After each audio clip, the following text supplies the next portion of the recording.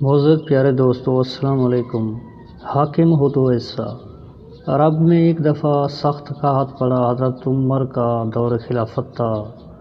آپ نے عہد کر لیا کہ جب تک گھی، دودھ اور گوشت عام طور پر بازار میں نہ فروخت ہونے لگے اور غریب آدمی پیٹ بھر کر کھانے اور پینے نہ لگے، میں یہ چیزیں استعمال نہیں کروں گا۔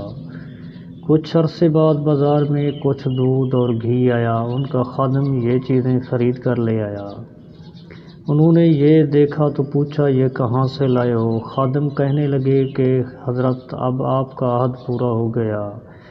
حضرت عمر نے فرمایا کہ میرا عہد ابھی پورا نہیں ہوا۔ میں تو یہ چاہتا ہوں کہ رعایا کو سب چیزیں آسانی سے اور ان کی ضروریات کے مطابق کھانے پینے کو ملیں، اس کے بعد میں اسے استعمال کروں گا۔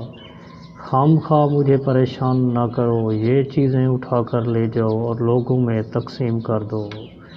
حاکم وقت ایسے ہوتے ہیں، رعایا کی فکر ہوتی ہے ان کو، نہ کہ اپنی فکر ہوتی ہے۔